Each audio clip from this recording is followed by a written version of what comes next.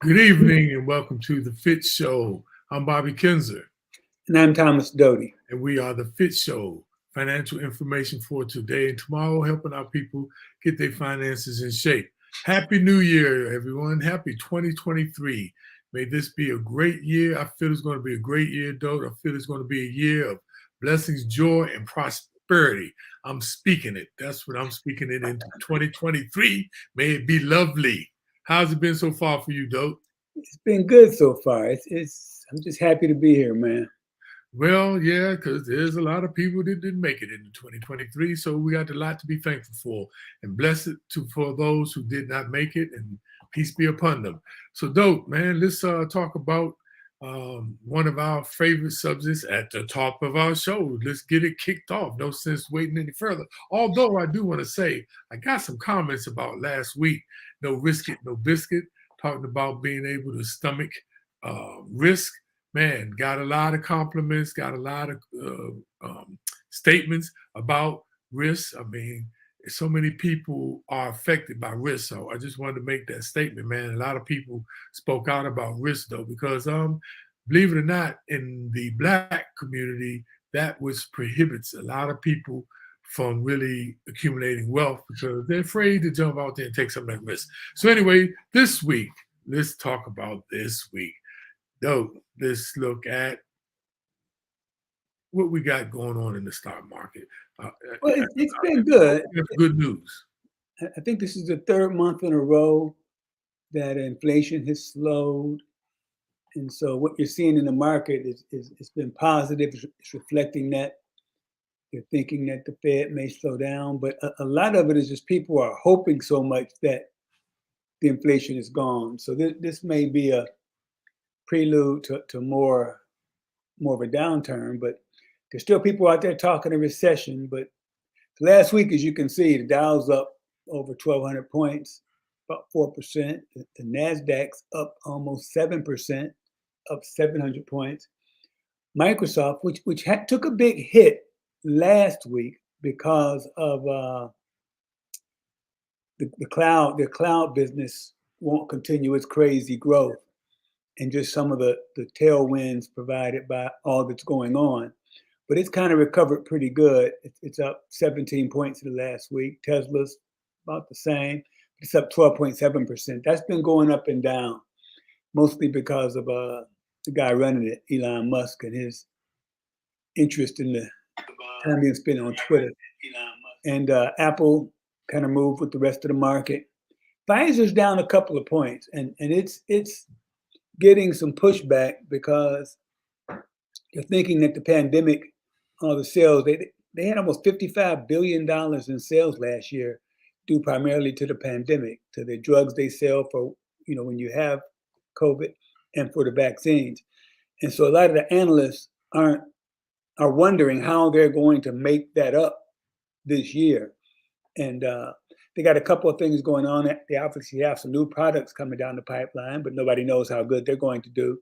And they're all going to sell some of the medicines for once you have COVID in the Chinese market, which is huge, and they're still having big issues with COVID. So all in all, things are cautiously good this week, and inflation seems to be slowing. But last week we talked a little bit about the jobs report and how the job market was still pretty robust, but it still looks like employers are still short of people, and the old supply demand curve. When you're short people, you have to raise prices or raise what you pay them, and that's going to obviously cause inflation to go up a little bit. So it's going to be volatile. That's the best I can tell you. So just kind of hang tight and let's wait and see what happens. And though the weird thing about it all is you're saying that they need people, but they're laying off people. Yeah, a lot of companies are having big layoffs, but you still go places and you still can't find employees. There's a lot of people looking for people to work, and I'm just wondering where'd they all go? Right. Where are they? They aren't getting government checks. So restaurants are still, grossly understaffed, and some of that could be because they got regular jobs paying, a living wage. A lot of companies have upped that minimum wage to, I won't say to a good number, but a higher number. And so maybe folks don't have to work 2 and 3 jobs. So maybe that's having an effect on it. But I really don't know. Every restaurant I go to, there still seems to be understaffed. And Yeah. you still see a lot of want ads out there. That's for sure. Well, the one thing they said about their restaurant business, though, the people were fed up who was working there because, they were getting harassed by the customers and they were getting harassed by the managers. So, and what they were paying those low wages, they said, what the hell? So that's why a lot of the restaurant business was struggling. The people got fed up, with. What are they living on? I'll tell you where they are. Go look in their parents' basement. go in their parents' basement, look behind the furnace. Yeah, but dope. Gold is up. It's up to $1,900. It was around $1,800 last week an ounce. So you know how I feel about gold. That's a good thing. How's your Ford doing? Ford it was hovering below what I purchased it at 13, and now it's back up to $13 a share. But it was hovering around about 12, 32 around there. And believe it or not, I got GM too, and GM been holding too. Okay. One of them going to bust out in the electric car business. I'm telling you. So let's talk about cryptocurrency. Dope. Not only is the market doing good, the stock market so is cryptocurrency. It's back. Well, not all the way, but look at it. The market cap last week was $851 billion. It's up $93 billion to $944 billion. Remember 2 years ago, it was at 2 trillion. A year ago, it was at $1 trillion. Beginning of the year was at $1 trillion. It's trying to get back there. So it's up 11%. That's good news, though. I don't know if that's a sign, but look at the Bitcoin. Bitcoin is still in the #1 position. Dope. When I first started doing presentations on cryptocurrency in 2020, it was about 6,500 cryptocurrencies. By 2021, it was 18,500. Today, though, it's 21,844,000 cryptocurrencies. That's crazy. But this is the thing. Only 9,000 of them are active, but that's still a lot. But so look at the Bitcoin, still in the #1 position out of all of those Bitcoins, up $2,021 a Bitcoin. That's 12%. That's the highest it's been up for a year, though. Wow. And Ethereum, the smart contracts, is still at #2. That's up $165, up 13%. And notice how all of these, if you look at the percentage increases, they're all around about the same. Except Tether, which is the stable coins, which is pegged to the dollar. It actually dropped 1 cent, believe it or not. The Deutsche coin is still at #9. It's up 14%. That's only really 1 cent. And Shiba Inu, it dropped down. Shiba Inu was at 15. One time it was at the #10 position. Then it has been holding at the 15. Now it's #16 in cryptocurrencies. So, so cryptocurrency, though, is trying. I don't know what is causing the movement, but it's looking up. $2,000 jump per Bitcoin. That's a pretty big jump. Not kidding. That's a pretty big jump. But though, let's talk about the subject today. And some people may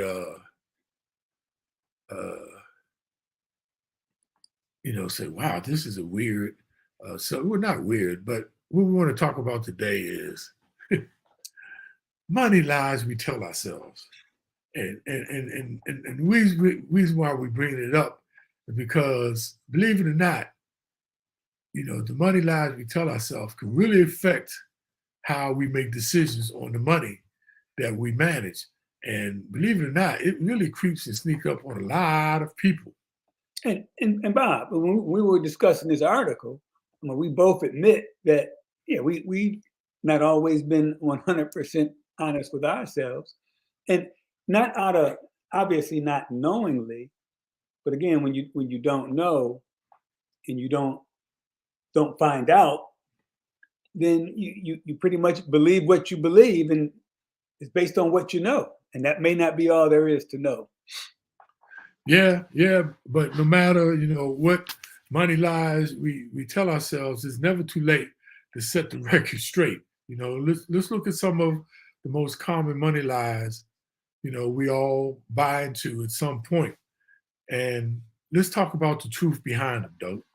Yeah, and again, everybody does it one way or another. And as we go through these, see if any of them sound familiar to you, and also find out what kind of damage believing in them can do to your finances, because it really can hurt you.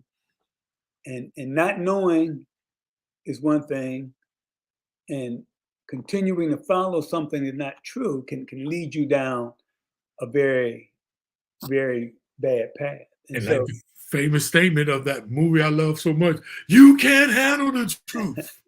I love so that movie. what you got to get away from is basing things on your wishes, your hopes, and your fears, because they can lead you far away from the truth, you know. And it's easier for us to believe it if we want to believe it, and and falling into those falsehoods or believing in what we think can lead us down the wrong path, a bad path, and you have to know that it's happening in order to make a change. And so when we tell ourselves money lies, it can actually change the way you think when it comes to finances. Right. And a lot of people don't have these conversations with other people, or with their good friends, or with professionals, or with their family.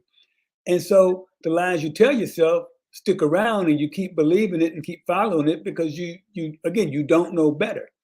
So they can lock you into a destructive path and reinforce really bad financial habits. And don't we do it sometimes and don't even realize it. That's the Exactly. scary part. Exactly. How we convince us. And we're going to talk about some of those things though, because like the young people say, keeping it real, So though, I just want to share some of the money lies, sayings. They say money can't buy happiness. It can, however, rent it. Another one is one lie is enough to question all the truth. Now, isn't that the truth? Yeah. Another one, don't think money does everything, or you are going to end up doing everything for money. And the last one is a wise person said, a wise person should have money in their head, but not in their heart. So I just want to start off with a couple of those. Okay. So, Well, let's get going. And okay. as you mentioned before, Bob, if you find out, I think in my Angelou say, when you know better, do better. Right. So, and that's what we're gonna work on, is trying to set the record straight on some of these lies, and we're gonna go through some of the most common ones. And again, see if any of these hit you. And the first one is, and I'm extremely guilty of this one. I'll be happier when I have X amount in the bank, or when I make X amount. And you tell yourself that, and you believe it, and you do everything to get there. And when you get there, you find out your situation has changed. You realize it's not that much more than you thought it would be, and it really doesn't do for you what you thought it would.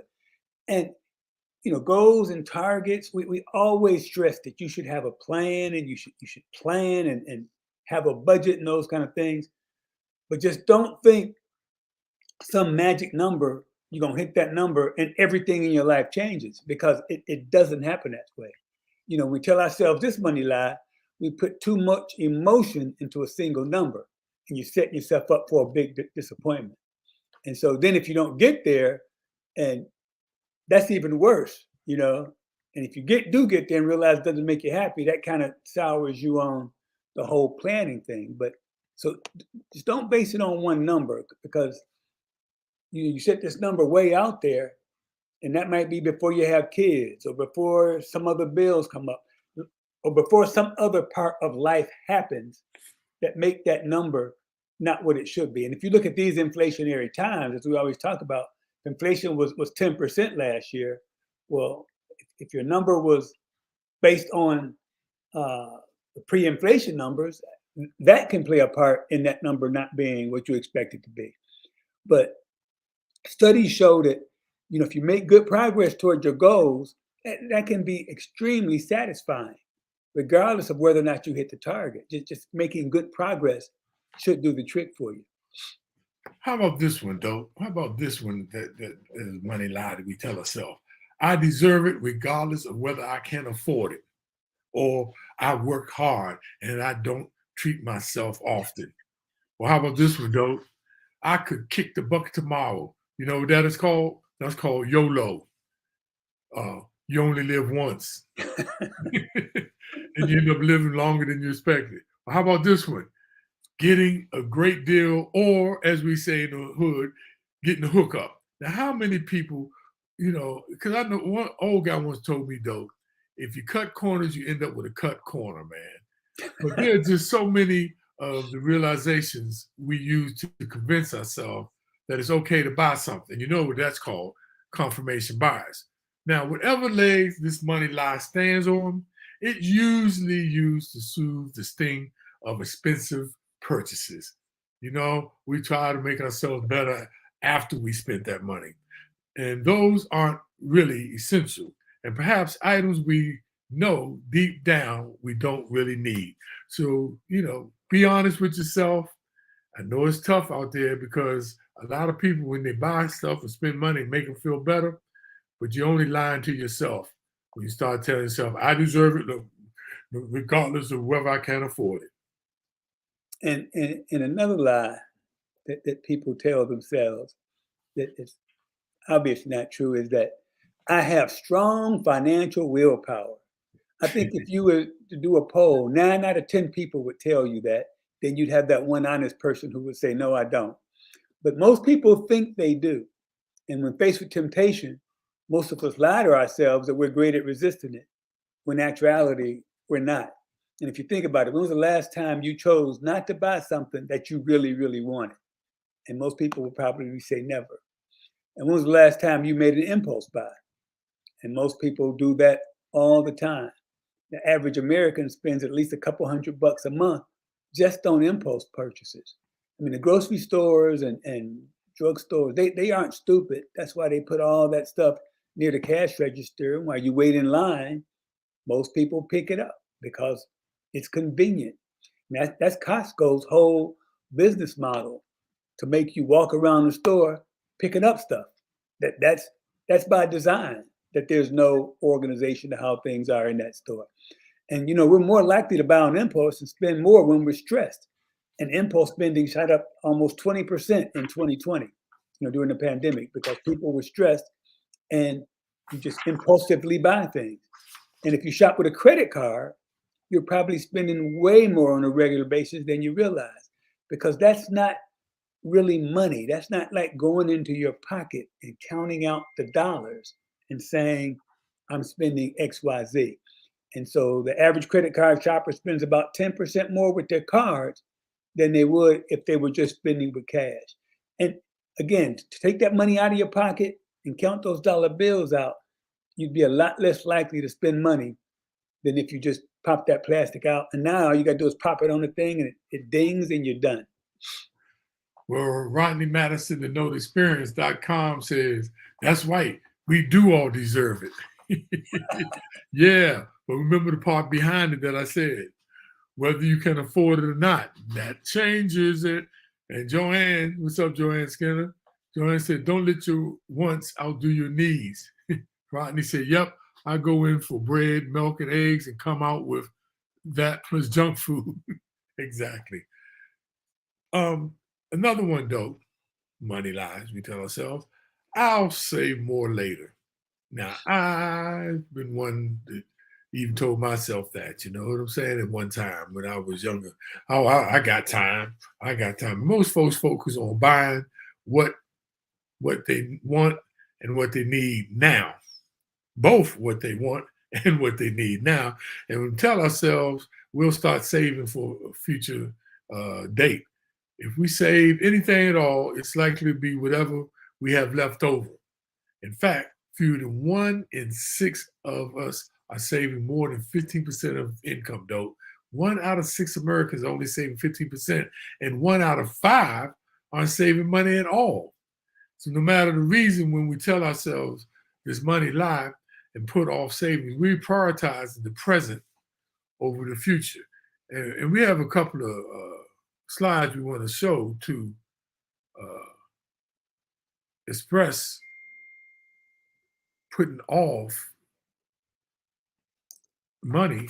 Putting off your savings to later, how it can really affect you. Like this chart right here, dope.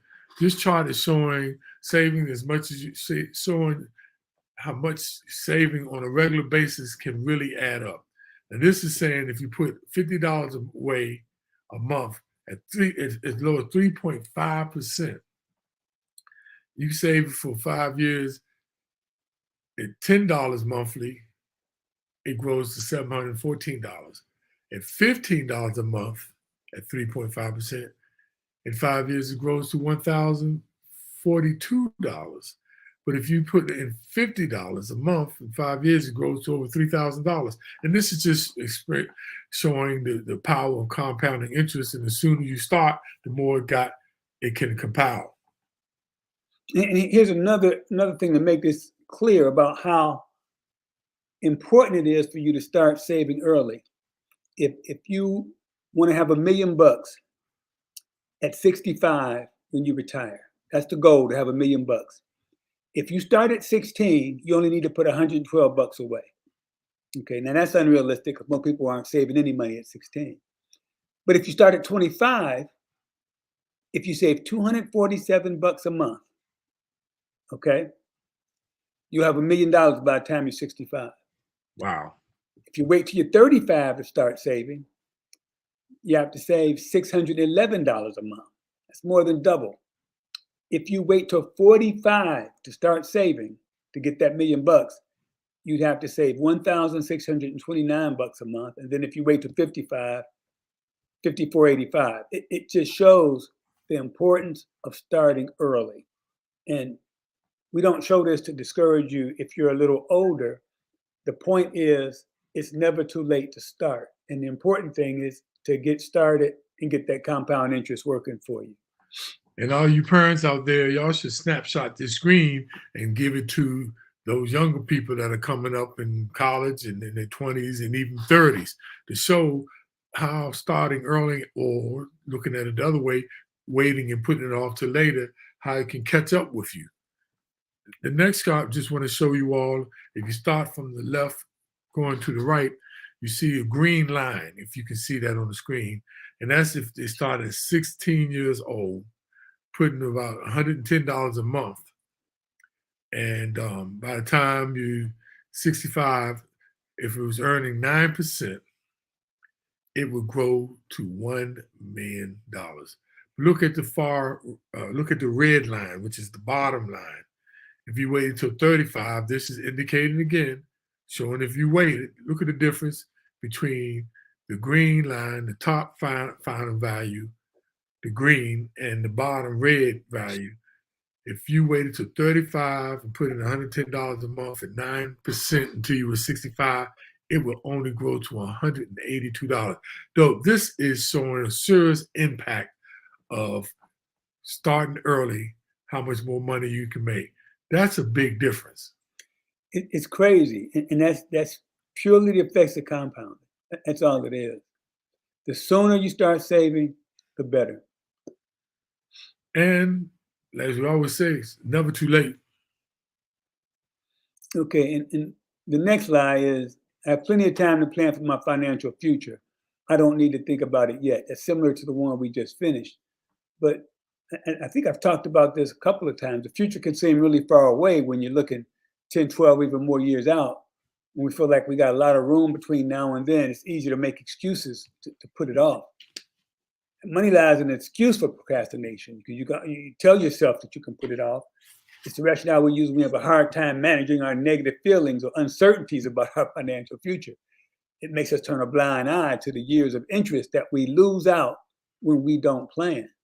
And there's a quote by Benjamin Franklin, by failing to prepare, you're preparing to fail. And what's so important about this, and I personally fell victim to this at 65, when you get on Medicare and you learn things about what happens with the Medicare payment, that it's based on how much money you earned 2 years prior. And there were a couple of things I could have done to have alleviated the extra surcharge that you pay for having, because you're on Medicare. And we have trouble, and people who don't have money have trouble even planning, doing the basic things.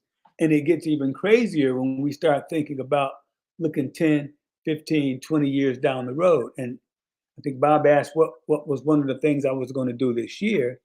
And it was going to be take a hard look at 10, 20 years down the road and see, try to make sure I do all the things necessary to ensure that those don't hit any financial roadblocks during those times. And we're trying to get people to budget the next month or budget the next year. So it's even a bigger task to try to get people to look 5, 10, 15, 20 years down the road. But you have to, because you can make little decisions or little changes, little adjustments that can have a large effect on your total wealth.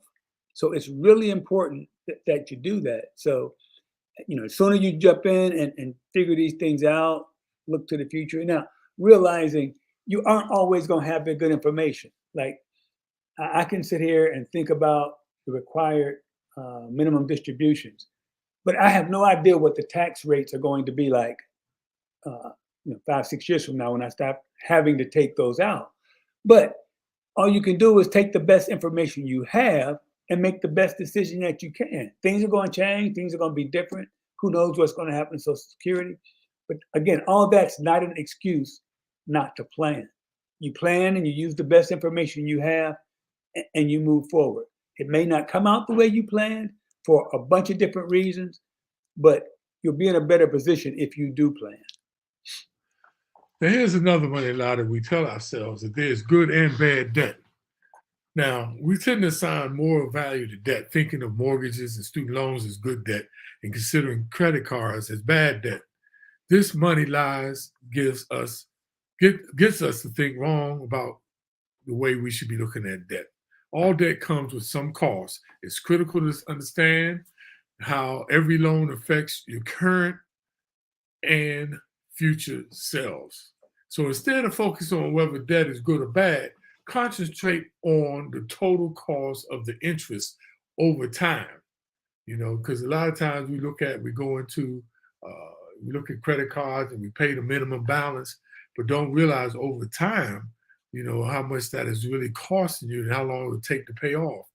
And it's usually, so deciding whether a loan is really helping you achieve your goals is very important, because a lot of times we don't look at that line item. But any loan that you get, any debt you should get into, you should always look at the interest rate and look at the APR and look at the term, what the cost of that interest is going to be over that time. And then you need to make your decision plan based on how much you're willing to pay. And so look at the actual cost and just don't, look at it as, I got to have it and at any cost. Okay. Another lie we tell ourselves, or a philosophy, is that wanting more is bad. And I think most people will agree that obsessive greed is probably not good. And it's not a bad thing to want more for you and your loved ones, but it's really not. When we tell ourselves we shouldn't want more, that can end up making us settle and being okay with not doing well or not trying to improve our financial situation. This money lack can hold you back, and it makes it hard for you to improve your financial situation.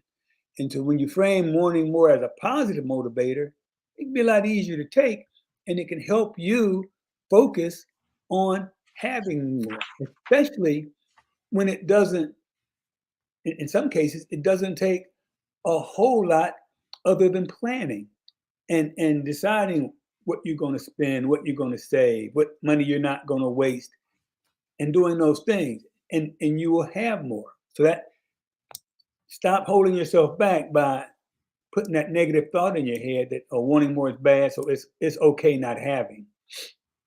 Yeah, and Doc, I see that a lot with a lot of religious people. They think that if you make a lot of money, that it's just that the devil was going to take over you, or or that oh, how they recite that scripture, that money, which is yeah, Timothy, where it says money is the root of all evil, and actually that's the most misquoted scripture in the Bible. It actually says the love of money is the root of all evil. So a lot of people are afraid to make money because they think that they're going to end up being greedy. They're going to end up acquiring the negativities that are associated with money. And I really truly believe, though, that our people as a culture sometimes, I really think sometimes people feel that, that they shouldn't want more. And I don't believe in trying to climb the corporate ladder and all of that kind of stuff. But one thing I know, the difference between back in the 40s and the 30s when we were coming up and today, one of the big differences is our economic status.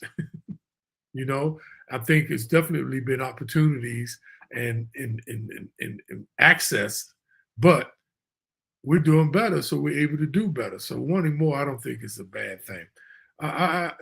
So dope.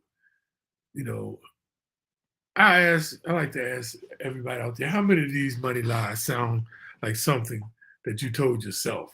At some point, I think we all trick ourselves with at least one of them. Maybe we're rationalizing a decision, or we're trying to make ourselves feel better about where we wanted to do something that we wanted to do with our money. And we probably didn't even make the best financial choices as a result of it. So here's the truth. Honesty goes a long way with finances. What we tell ourselves and what we believe about money influences our financial behaviors, you all. If we're not telling ourselves the truth, our money lives won't just drain our wallets.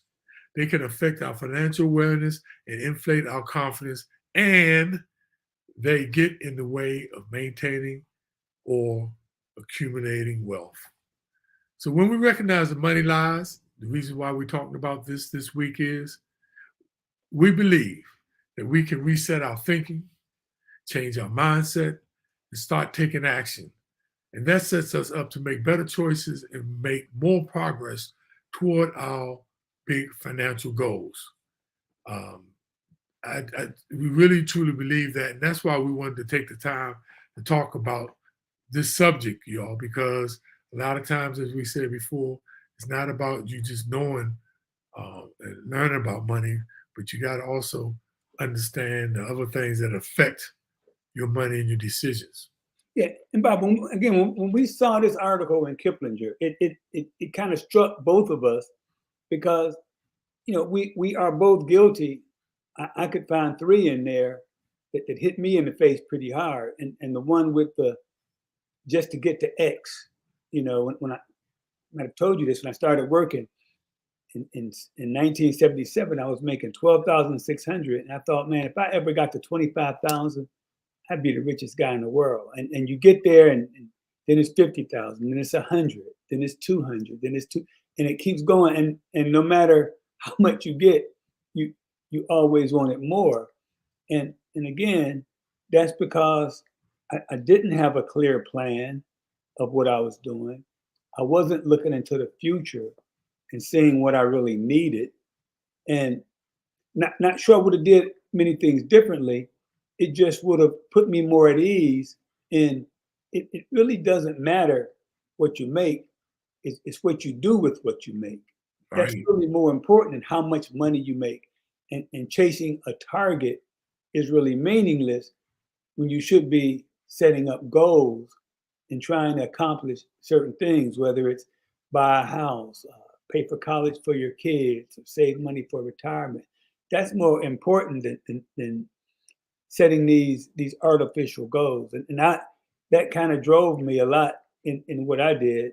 And again, I'm not sure I would have did anything different, but it was just a lot of wasted thought and wasted energy that could have been used elsewhere.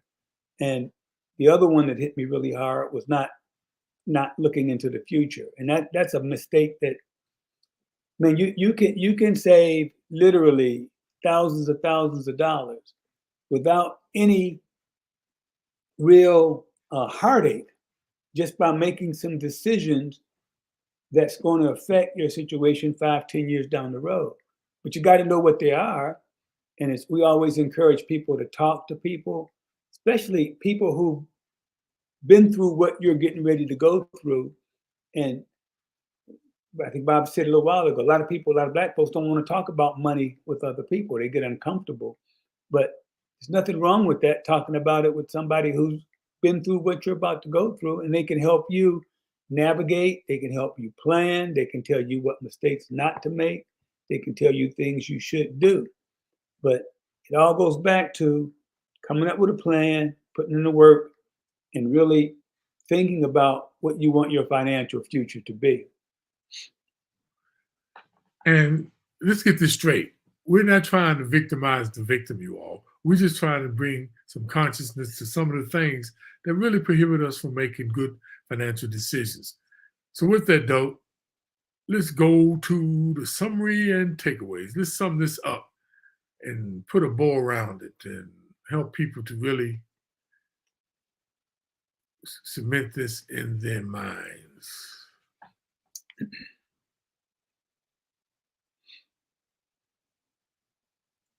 Okay. And the first one, it's an old saying, it's been around for years. By failing to prepare, you're preparing to fail. And this obviously goes for a lot of different things in life, but it should be, when you talk about it in regards of money, when you're preparing to fail, you're really increasing the amount of money that you could have by failing to prepare. And so it's even a bigger penalty because you're losing a lot more than you should. You've got to plan. You have to plan and prepare. You have to look ahead. Second, don't procrastinate. Don't procrastinate. Don't tell yourself that you can, do it tomorrow or you'll do better, once I got a little bit more time to pay off certain bills. No. The power of compound interest works to your advantage. The sooner you start, the better. So don't put off tomorrow what you can do today. This is one, Dope, that I definitely have suffered with, procrastinating, saying, "Oh, I'll get to it tomorrow. I'm tired. I don't feel like going through all those daggone, bills that I wanted to, look and put into this particular spreadsheet." But no, now I do it. So don't procrastinate, y'all. Do it now. Yeah, false beliefs reinforce poor financial habits. And again, that one could be extended to not knowing could lead to poor financial habits also. So when you're doing something that's not right and it's all you assume it's good, so you keep doing it, okay? You don't want to be basing your financial decisions on false beliefs because that's going to create poor financial habits. Get the information you need to make good decisions. And the last one, but not least, be real with yourself. That is one of the biggest ones, though. A lot of people just are not honest with themselves. It's one thing to be dishonest with other people, but the worst thing you can do is be dishonest with yourself. There's a saying that goes, not everything we face we can change, but you can't change nothing unless you face it. And a lot of times that's why we hesitate, procrastinate, or put things off or make bad decisions, because a lot of times we don't want to face certain things. But you got to be real with yourself, you all. because at the end of the day, you know, it's you and your God. So we hope this, ring home with everybody. That was a good subject that'll make you think, and after you get off tonight, think about some of those things that you probably will do different in 2023, because we're looking forward to a real prosperous 2023. Though I feel that it's going to be a real good year, because we got the information. Though we've been given some good information. A lot of people on this um, uh, meeting, on this virtual studio, is really doing some good things. So I'm looking for good things in 2023. What about you? There's two things, two quotes I'd like you to remember from this session. One is, when you know better, do better, and that was Maya Angelou. And the other, I'm not sure who said it, but it was, what you don't change, you're choosing. So, yes. If you aren't working to get better, you're choosing to stay in the same position you're in, and that's really important when it comes to money.